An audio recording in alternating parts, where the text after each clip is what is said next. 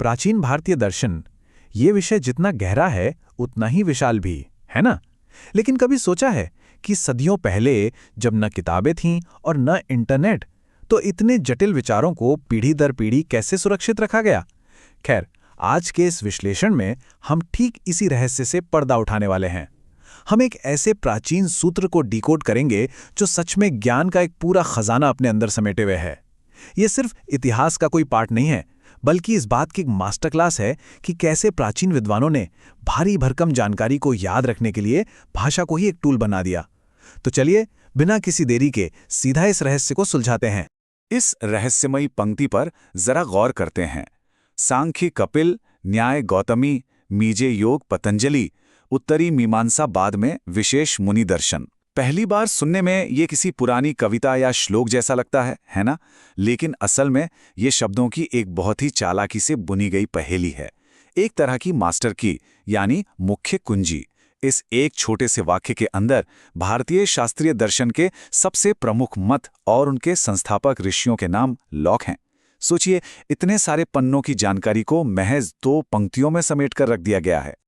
अब इस प्राचीन पाठ की सबसे दिलचस्प बात यह है कि ये कोई रैंडम या यूं ही बनाया गया वाक्य नहीं है। ये एक एकदम सटीक सूत्र है। अगर आज की भाषा में कहें तो ये प्राचीन दर्शन का एक फॉर्मूला है, एक ऐसा निमोनिक या मेमोरी ट्रिक जिसे दिमाग में जानकारी को हमेशा के लिए लॉक करने के लिए डिजाइन किया गया था।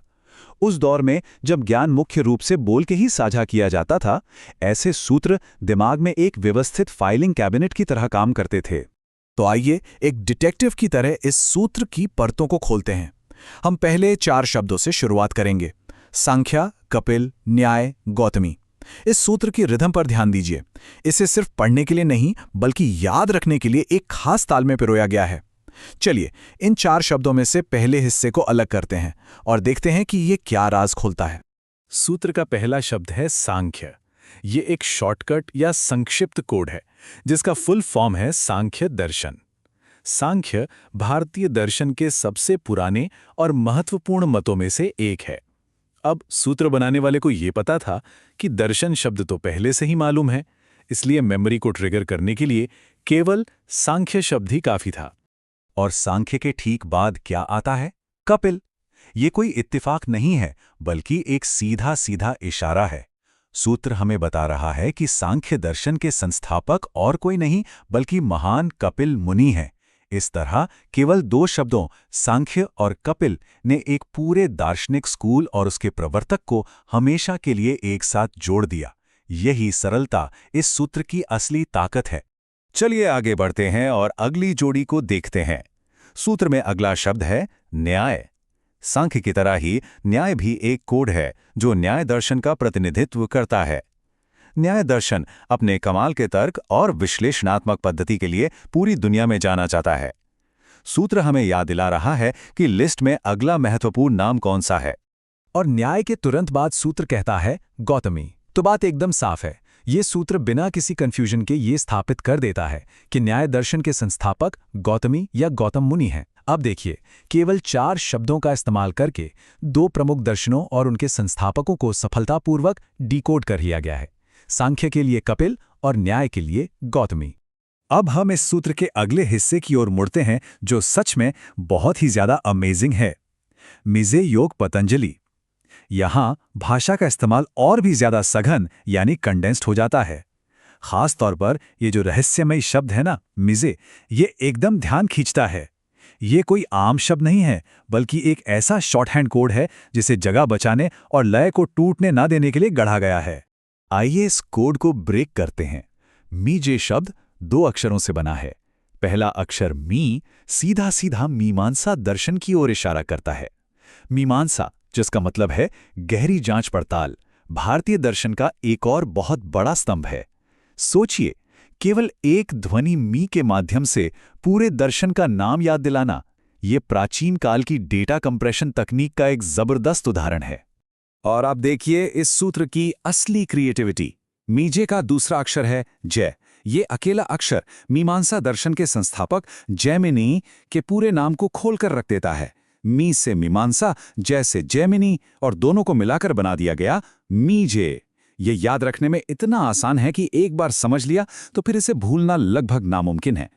मीजे के बाद सूत्र बहुत ही स्मूथली योग शब्द की ओर बढ़ जाता है। आज के समय में योग को पूरी दुनिया जानती है, लेकिन एक दर्शन के रूप में योग दर्शन शास्त्रीय भारतीय चिंतन का एक बहुत ही महत्वपूर्ण हिस्सा है। यहाँ कोई जटिल कोडिंग इस्तेमाल नहीं हुई है। प्रवाह बनाए रखने के लिए सीधा योग शब्द ही रख दिया गया है। और सूत्र में योग के तुरंत बाद नाम आता है पतंजलि का। ये एकदम स्पष्ट रूप से महर्षि पतंजलि को योग दर्शन के प्रवर्तक के रूप में स्थापित करता है।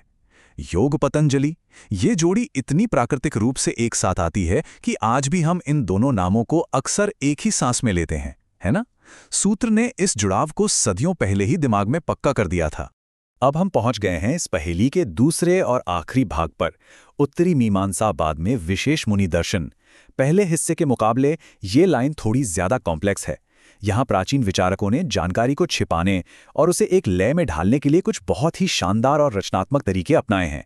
चलिए इस आखिरी राज से भी पर्दा उठाते हैं।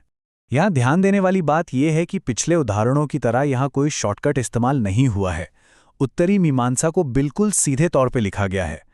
ऐसा इसलिए क्योंकि उत्तरी मीमांसा, जिसे हम वेदांत के नाम से भी जानते हैं, का नाम अपने आप में बहुत ही विशेष है। इसे स्पष्ट रखने से किसी भी तरह के कंफ्यूजन की गुंजाइश ही खत्म हो जाती है। लेकिन असली मजा तो इसके फाउंडर के नाम में है। सूत्र कहता है बाद में। आम बोलचाल में तो इसका मतलब होता है लेटर ऑन या समय का संदर्भ।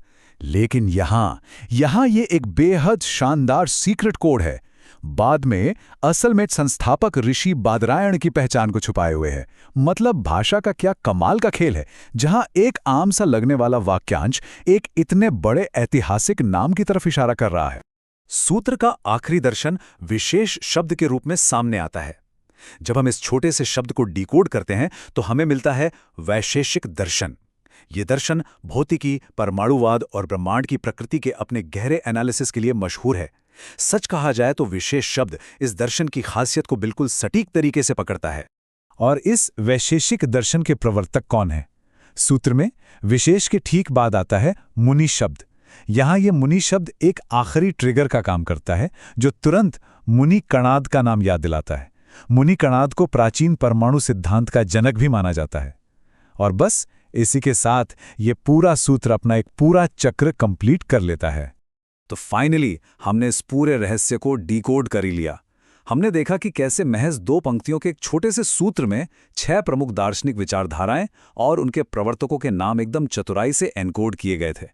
आइए अब इन सभी बिखरे हुए टुकड़ों को एक साथ जोड़ते हैं और इस पूरी तस्वीर को एक क्लियर, समेकित रूप में देखते हैं। ये समरी टेबल आज के इस पूरे विश्लेषण का निचोड़ है। यहाँ सभी 6 मत या दर्शन अपने अपने प्रवर्तकों के साथ साफ तौर पर देखे जा सकते हैं। सांख्य के साथ कपिल मुनि, न्याय के साथ गौतमी, मीमांसा के साथ जैमिनी, योग के साथ पतंजलि, उत्तरी मीमांसा के साथ बादरायण और वैशेषिक के साथ मुनि कणाद। ये उस सूत्र का विजुअल रिजल्ट है जिसे हमने अभी अभी डिकोड किया। हर दर्शन अपने ऋषि के साथ एकदम परफेक्टली मैच हो गया है। आखिर में एक बहुत बड़ा सवाल मन में आता है। बिना किसी कंप्यूटर, हार्ड ड्राइव या प्रिंटिंग प्रेस के हमारे प्राचीन विचारकों ने महज भाषा, लय और कोडिंग के दम पर इतने विशाल और जटिल दार्शनिक ज्ञान को कैसे सुरक्षित रख लिया? ये सूत्र सिर्फ याद करने की कोई ट्रिक नहीं है, बल्कि इस बात का जीता जागता सबूत है कि इंसानी दिमाग कितनी कुशलता से जानकारी को प्रोसेस और स्टोर कर सकता है। आज के इस मॉडर्न इन्फॉर्मेशन एज में भी ज्ञान को सहेजने के इन प्राचीन तरीकों से बहुत कुछ सीखा जा सकता है। इस बात पर जरूर विचार कीजिएगा।